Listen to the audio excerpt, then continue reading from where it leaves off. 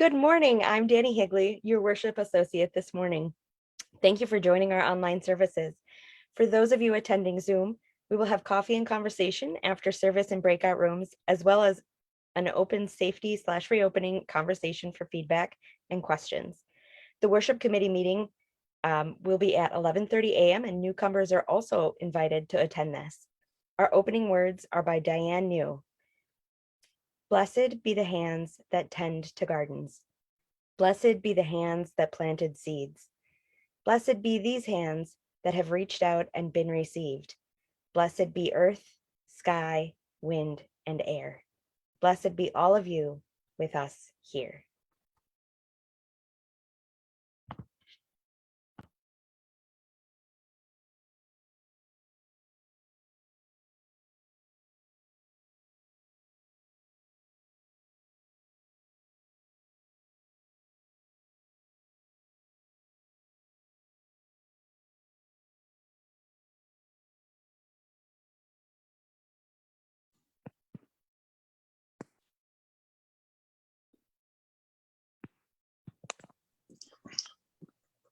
Good morning. I'm the Reverend Julianne Lepp and wanted to check in with all of you about the technology fundraiser. We are $350 away from our $5,000 goal. So thank you to everybody. And yesterday I was at the building for a thrift sale pickup, and some of our tech committee folks were looking around the building, testing out ideas and getting ready for purchasing some of these items that were on the fundraiser list. And we are excited to be getting our building ready as we move into being able to have more folks in the building. And that's certainly the hope, is hopefully things continue to improve. And if you haven't checked out our Wednesday services, Wednesdays at noon, I know that doesn't work for everybody, but we'll continue to think of ways to offer ways for us to get together. So thank you to all who have donated. And if you get a chance and would like to still donate, we're $350 away. So thanks to everyone.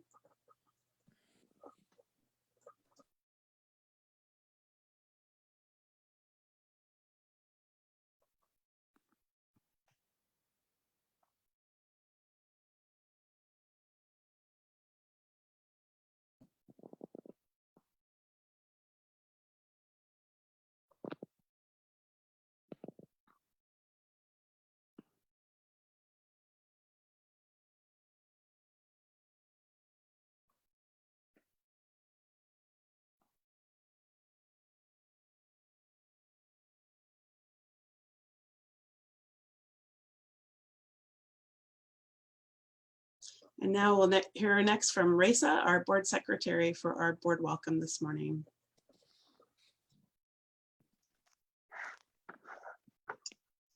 Hello, my name is Reza Schnitzius, and I am the board secretary. Welcome to the Unitarian Universalist congregation. We are a religious community who commit ourselves to diversity. We hope to nourish human differences, those of gender, race, age, ability, sexual orientation, political views, culture, class, and religious belief. Welcome to all who treasure freedom of conscience in the search for truth. We promise to do our best to provide you a spiritual home. We extend a special welcome to our visitors today. We hope you follow our Facebook page. To participate in Zoom and receive announcements about special events and our religious exploration classes, please sign up for our weekly email. There should be a link in the comment section of our Facebook page where you can sign up. Also, families can follow our UUC Religious Exploration Facebook page. There are religious exploration classes for 4K through 9th grade and youth group every Wednesday online for middle school and high school.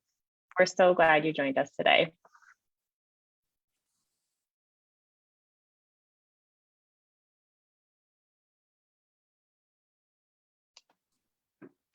Good morning. I'm Beth Martin, and I'll be lighting the chalice and reading words by Chinook Salter. blessing of galaxies, blessing of stars, great stars, small stars, red stars, blue ones, blessing of nebula, blessing of supernova, planets, satellites, asteroids, and comets, blessing of green plants, blessing of planets, cedar, Douglas fir, sword fern, salal bush, blessing of fish and birds, blessing of mammals, salmon, eagle, cougar, and mountain goat. We light our chalice in honor of the cycle of life and to celebrate our Mother Earth.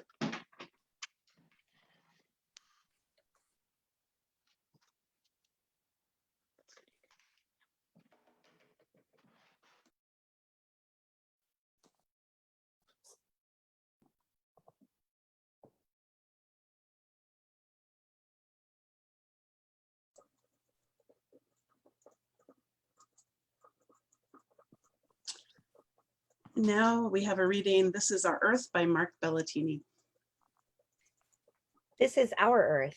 It falls through heaven like a pearl in a glass of plum wine. There are no other earths that I know of. There are no other skies that we have mapped. This is our earth. The oneness who gave birth to it remains nameless. There was no midwife then to bring us word of the birth cry. We only rejoice that it is. This is our earth. Ice caps its head, glaciers clasp its feet, warm wind like the breath of a lover. Mountains go towards the clouds, bringing joy. Storms blow across its shores, bringing fear. Silvery fish capture sunlight and bring it down into the deep. As on shore, valleys spread with ripening fruit. Cities teem with the poor and disenfranchised in the shadows of golden towers. Children live and also die. Highways throb. Monks sit in silence. Mothers work. Crickets chirp. Teachers plan. Engineers design. People marry with or without the blessings of the law. Father writes letters. People cry. They laugh and they brood and they worry and wait. This is our earth. There are no other earths. Before its wonder, philosophers fall silent. Before its mystery, poets admit their words are shadow, not light. And all the great names religious teachers have left to us, Ishtar, Terra Mater, Suchness, Wakantanka, Gaia, Shekinah, suddenly refuse to announce themselves. And so we too fall silent, entering the time where words end and reality begins.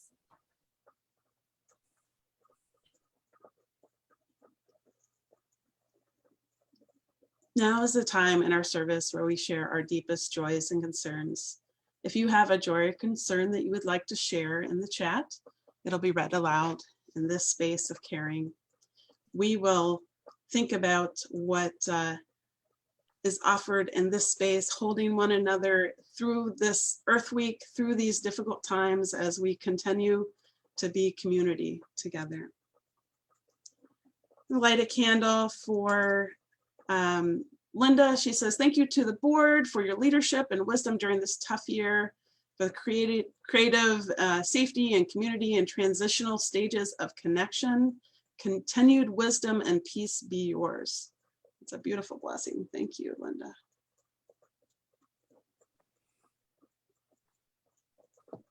I light this candle.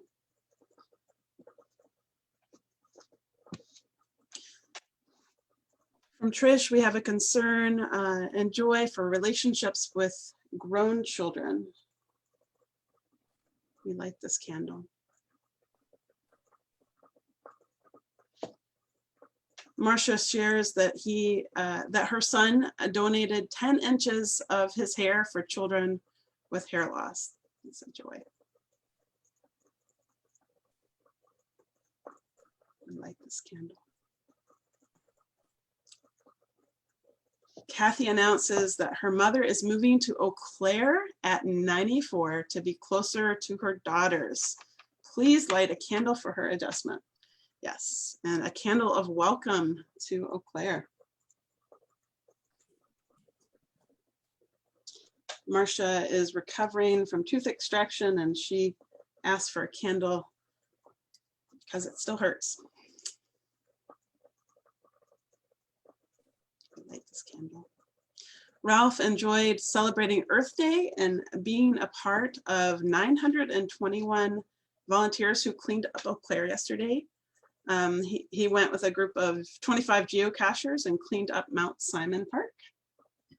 So light a candle for Earth Day. Yay.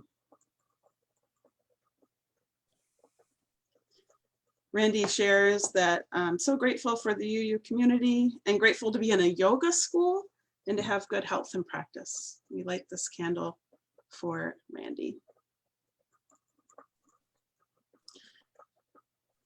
I'd also like to share a joy for the families that from UUC that helped out the Jonah Environmental Task Force with Earth Day as well.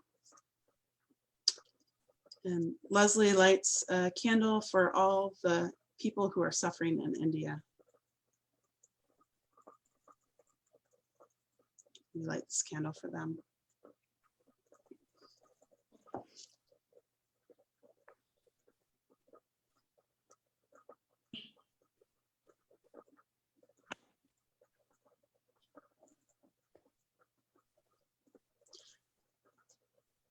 I want to light this final candle for all the joys and concerns too tender to escape the folds of our hearts.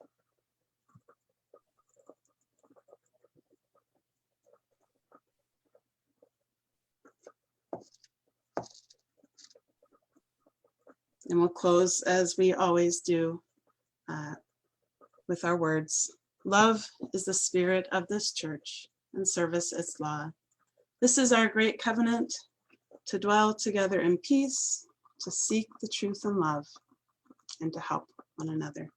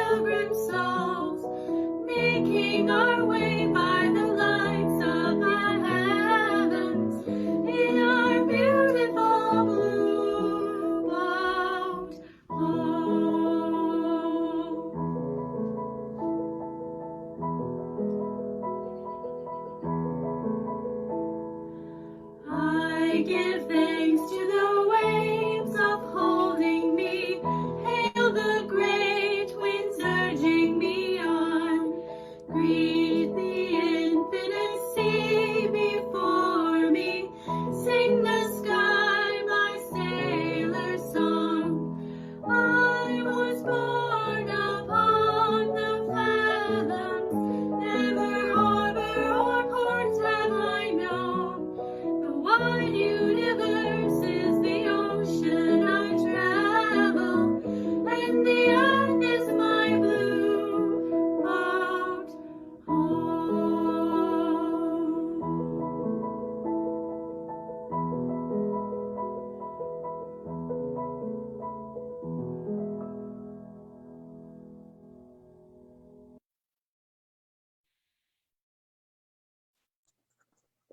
Our next reading is from Danny Higley.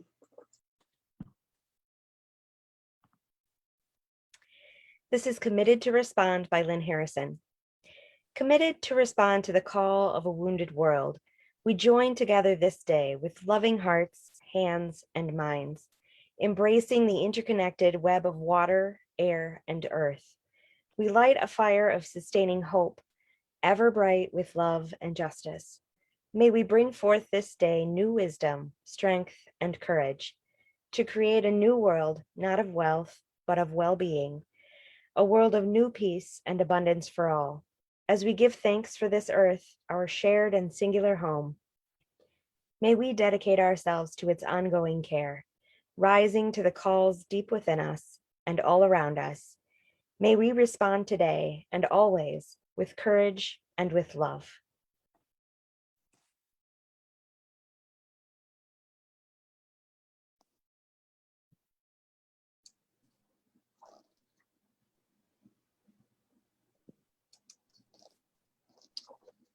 This reading is from the Unitarian minister, Teresa Coley.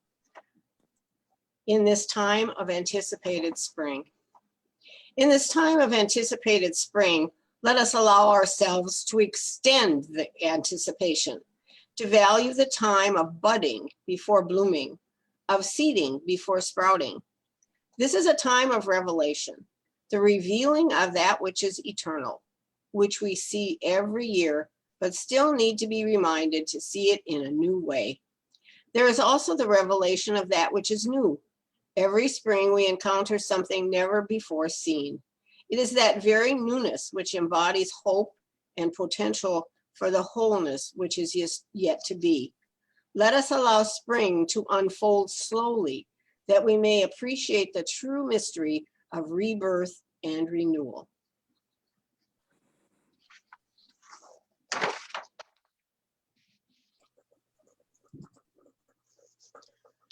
So today we're celebrating Earth Day, and I can't think of a more wonderful thing to be celebrating as we move into this time of spring and anticipation of hopefully a summer that will allow us to enjoy the outdoors and to feel the blessings of gardens and rivers and forests and parks, and hopefully a chance to immerse ourselves in the wonder of nature. Our seventh principle is the interdependent web of which we are all a part. And when I think of Earth Day, I think of the times that we have gathered to, clean up, the times that we have gathered to sit in silence on the grass and hear the wind and the world around us.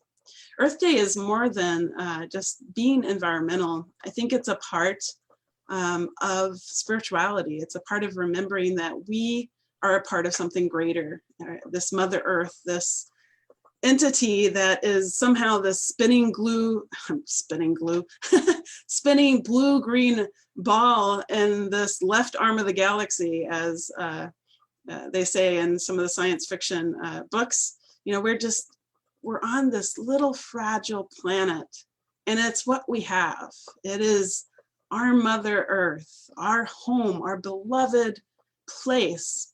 And we try so hard to find ways to connect with it. It's funny because I know that when I walk outside and in the woods, there is something very different than sitting inside and watching a movie. Now, both are relaxing, but there is an interaction with my spirit and with my body and with my being that is so powerful when I can feel the sunlight filtered through the leaves of trees, or I can walk and hear the crunch of dirt and leaves and hopefully not trip over over roots. And I'm not so busy looking up at the sky that I trip over my feet.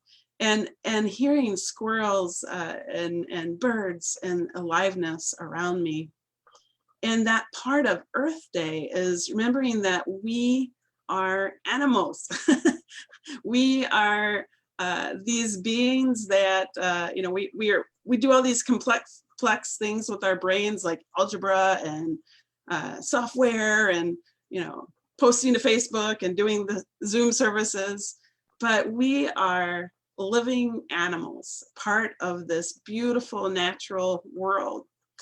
And I think that is powerful, to think that we are connected by our breath, connected by our life with something bigger than ourselves. Earth Day itself was a collaboration between government and citizens. It was proposed in 1969 by Wisconsin Senator Gaylord Nelson, and they were organized by nationally by a handful of young activists and local volunteers. And eventually, Earth Day became adopted. And by the end of 1970, the Nixon administration had established the Environmental Protection Agency and passed the Clean Air Act. And what's powerful is, going out, when I was going to the congregation on Saturday to get ready for thrift sale pickup, I saw tons and tons of people just cleaning up parks and gathering together, and they looked so happy. Normally when we think about picking up garbage and doing stuff, but there was a joyfulness, I think probably due to pandemic fatigue and maybe being with one another, but there was this joyfulness of cleaning up Eau Claire and being a part of making sure that birds weren't getting trash that they shouldn't be getting, and all these wonderful things. And we know that, we have been a part of the landmark Paris Agreement, which was signed in 2016, and climate change is mentioned again in our state and on our EPA website, yes. And we continue to try and raise awareness about environmentalism. And for some, it can be such an overwhelming issue because we have cars, we have houses, we have air conditioning, and you could just, like anything, it could weigh on you, like, how can I change what's happening in the world? And I think it starts with these small actions like cleanups and awareness. In my house, we've been trying to use the reusable straws. And so, and I'm probably the worst. So I'm going to put one in my purse. I'm telling myself right now. so it's trying to remember to tell them I don't need a straw, and when I don't need a plastic lid, and so it's these little things. Or now that we can start using our reusable bags again, I feel a lot better than coming home with plastic bags. And so small things that we can do to make a difference, they add up. And what I think is really interesting is that corporations respond to our pleas to be more green. And sometimes it is because of ethics, and sometimes it's the bottom line. I know that environmentalists approached McDonald's about using greener packaging, and they said it will save you money. And it did, and they changed their packaging. And so I think there are so many ways in which we can make a difference. And we had our Jonah Interfaith Earth Day service, and there was a young 7th grader who got on, and he shared what he's doing. He's approaching, I think it was DeLong Middle School, and he's trying to ask them to compost at school. And I know that Memorial compost, and I'm not sure about the other high schools, and I've seen it at UWEC, and we do also at the congregation. But that difference, that young person saying, hey, this is something we can do as a school. And recently we've had the solar project that has kicked off for our schools, and so many things. And I wanted to think about, all the different world religions. So often we think about, we try to think about the ways that we have in common, the thoughts that we have in common, the values that we have in common. And at that Jonah Interfaith Prayers for the Earth, we had Baha'i, Muslim, Jewish, Christian, and Quaker representatives from our community sharing the prayers from their traditions that showed care for this planet. And I think right now, more than ever, we are trying to reach across to find out what we have in common and what holds us. Wanted to share this one prayer that's a Sufi prayer. Through the silence of nature, I attain thy divine peace. O sublime nature, in thy stillness, let my heart rest, to manifest through the silence of sublime nature. Through the silence, I hear your cry. My heart is tuned to the quietness, that stillness that nature inspires. And then we have a prayer from the Jewish tradition. May it be my custom to go outdoors each day among the trees and grasses, among all growing things, there to be alone and to enter into prayer. May I express all that is in my heart, taking with you to whom I belong. May all the grasses and trees and plants awake at my coming. Send the power of life into my prayer. Make whole my heart and my speech through life and through growing things.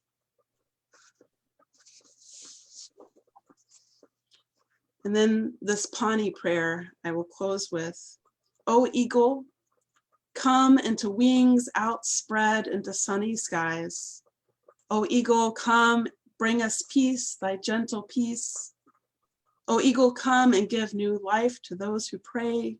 Remember the circle of sky, the stars and the brown eagle, the great life of the sun, the young within the nest. Remember the sacredness of scenes, the sacredness of things. I know some of my most precious moments as far as how I felt connected to something greater than myself have certainly been outside.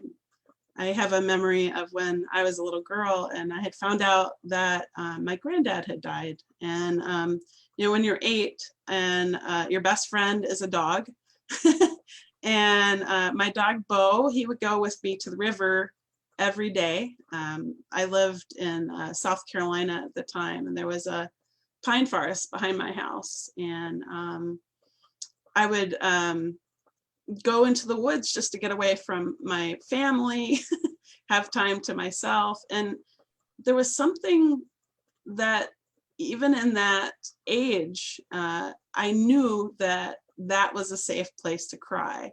You know, I went and sat on the rocks of the Broad River, and my dog, of course, came up beside me. And I just remember crying and the water, the sound of the water going by, and feeling held in that moment of grief. And I asked on Facebook, you know, what are the places that fill your spirit? And someone jokingly said my recliner, but we won't count that one. but people said, you know, Otter Creek, the great places where trees are tall and green, and named parks and trees and water and all the things that we go to. Hopefully we have a place that we can call to memory and call to mind when we think of a need to be filled, because Earth Day is every day, right? It's a connection to our heart and to life, the spirit of life, and our connection to all living things. And when we can respect ourselves and knowing that we need to be held, we can also respect our planet and think of, you know, how does my, and I'm talking to myself, how does my remembering to not get a plastic straw help out, you know? And maybe it's a small thing, but if I remember to not throw away one more thing, then maybe someone else will too. Or if I have a meatless Monday, or little things that make a difference, and they change our spirit. As I have been a UU minister, I have become hugely aware because, you know, we have our coffee, our fair trade coffee, and that people care, and people want to do things that make a difference. And it's not out of that sense that we should, but that we can. And I think that's powerful to know that we can make a difference. And I think of young Greta Thunberg, and she's someone that has been vilified in the media. And, you know, as this, why is this teenager telling us what to do? And she's so angry. It's because she cares. She cares, and she wants to make a difference, and she is making a difference. This is a 16-year-old. And I'm not even mentioning all the young women and young people in our own country and across race and national and religious divides that are coming together to add their voices. So I hope that you will find the spirit of community and going outside and knowing that your community is plants and flowers and birds and squirrels and this Mother Earth home.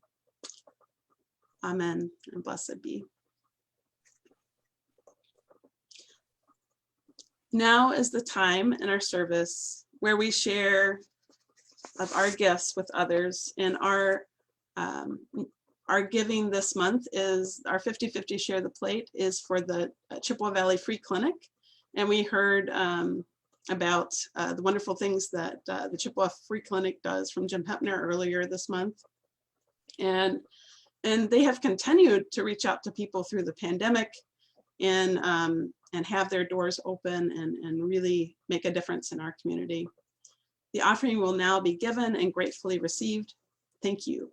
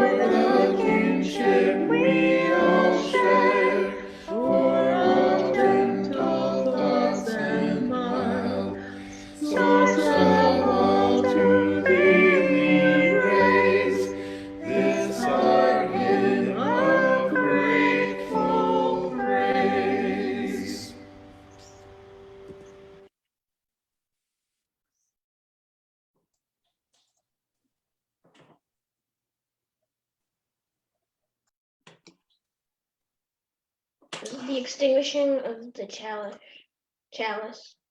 We extinguish this flame, but not the light of truth, the warmth of community, or the fire of commitment. These we carry in our hearts until we are together again.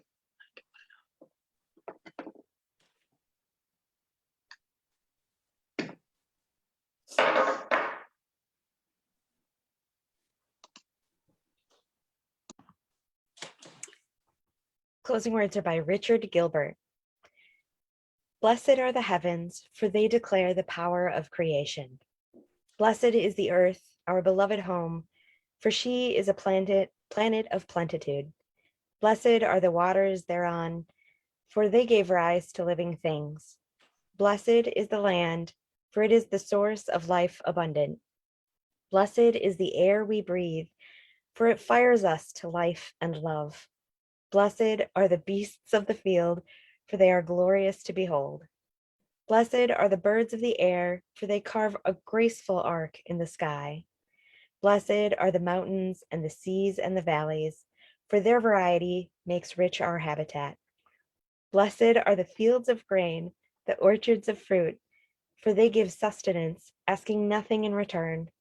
Blessed are the dwellers on earth, for they cherish the privilege of living upon it. Blessed are they who protect the earth and all her creatures, from the plants of the field to the trees of the forest, for their reward shall be harmony with the web of existence. Rejoice and be glad, for the earth and her people are one.